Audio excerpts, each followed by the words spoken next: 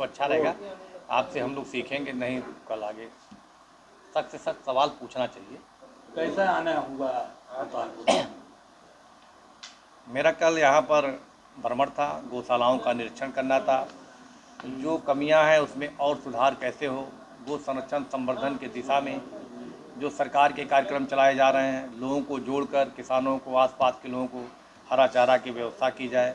सरकार की प्राथमिकता है जो गौशालाओं में धूप से बचने के लिए उसके नीचे आप चाहे पुआल अथवा थर्माकोल इस तरह कोई व्यवस्था करें जिसके आधार पर हमारे गौवंश हीट से बच सकें, उनको समय पर पानी मिले, हरा चारा मिले और साथ ही साथ समाज के लोगों की सहभागिता मिले। सर, इस प्रकार से सुल्तानपुर में गौ तस्करी का मामला रुक नहीं रहा, चाहे प्रभात थाना हो, गोसाईगंज हो या अखंड नगर हो। क्या इसमें प्रशासन की कोई मिली भगत है या फिर ऊपर से कोई ध्यान नहीं दिया जा रहा है? मैं यह नहीं कह सकता हूँ कि प्रशासन की मिली भगत इस समय गोवंश के तस्करी में हो। जिस प्रकार से पूरे देश में, प्रदेश में हत्या, लूट, डकैती पर 100% सरकार का नकेल है, प्रतिबंध है, उसी प्रकार से गौ सेवा आयोग जब गठित हुआ तो माननीय मुख्यमंत्री ने गोवध अधिनियम 1955 धारा 5 खा को अमेंडमेंट किया।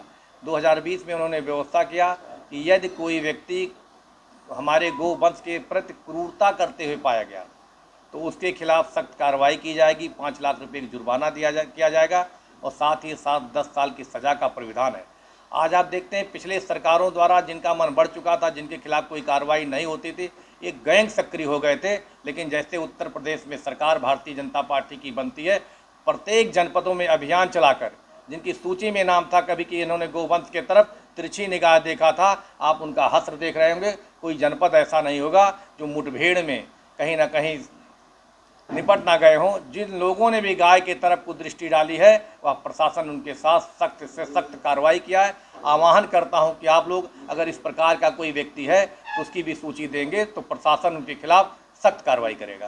आदि शंकराचार्य स्वामी अभी मुक्तेश्वरानंद गो हत्या को लेकर बड़ा अभियान चला रहे हैं। ऐसे में गौ सेवा आयोग के एक पदाधिकारी के रूप में आप उनका समर्थन कर रहे हो?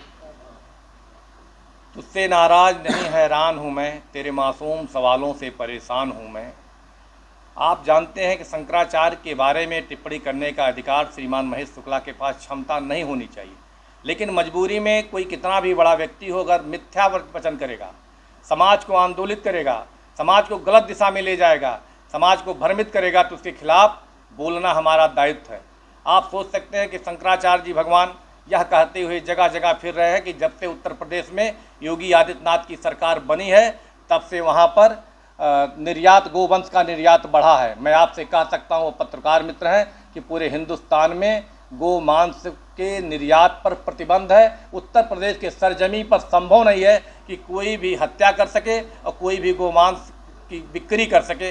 यह कहना निश्चित रूप से दुर्भाग्यपूर्ण है। वो बड़े लोग हैं, उन पर मैं कोई टिप्पणी नहीं कर सकता। त्रिवेदी का बयान है कि मिथुन को काटकर खाया जाए, जो कि गाय की एक प्रजाति है, वो जायज है, और उन्होंने बड़े चैनलों पर कहा है। मैं तो ऐसे में आपके जो ये पूरे हिंदुस्तान में गो मांस की प्रतिबद्धता पर है, उस पर क्या कहा जाए? मैं उत्तर प्रदेश गौ सेवा आयोग का उपाध्यक्ष हूँ। मैं उत्तर प्रदेश की गारंटी लेता हूँ कि उत्तर प्रदेश में यह किसी को नहीं हैसियत हो सकती कि गौ माता के तरफ तिरछी निगाह दे सके। उत्तर प्रदेश में कितने स्लाटर हाउस 8 सालों में बंद हुए हैं? उत्तर प्रदेश में एक भी स्लाटर हाउस नहीं है जिसमें गाय हमारी जाती है।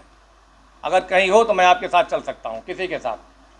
ये मैं आपको प्रतिबद्धता के साथ कह सकता हूँ कि उत्तर प्रदेश किसी भी गौशाला में हमारी गाय नहीं जा सकती है। हमारे जिले में गोवंशों की हत्याएं हुई हैं, उसके वीडियो वायरल हुए हैं। इन सब के बावजूद आपके ये जो दावे है इसका क्या समझे? मैंने कहा कि जिस प्रकार से आपके यहाँ हत्या होती है, कानून बीएनएस उसके अंतर्गत से कार्रवाई करता है। यदि इस प्रकार का अपराध पाया जाएगा तो उसके साथ सख्त कार्रवाई की जाएगी। उसका स्थान जेल के सीकचों में होगा, या वह पुलिस से अगर मुठभेड़ करेगा तो उसका हद आप देख सकते हैं। गोसाईगंज थाने के अंतर्गत 8 लोगों को जेल भेजा गया, जिसका रिमांड न्यायालय रिफ्यूज कर दिया गया, और जबकि 1 कुंटल गोमांस बरामद हुआ। ऐसे में आप ये जो पुलिस कार्यशैली है इसकी कमी को कहाँ देखें? न्यायपालिका पर मैं कोई टिप्पणी नहीं करता हूँ। अभी आपने संज्ञान में दिया, अभी समीक्षा बैठक में इस विषय को अब थोड़ा सा हमको और 2 लाइन लिख के दे देंगे तो मैं इसको पूछूंगा।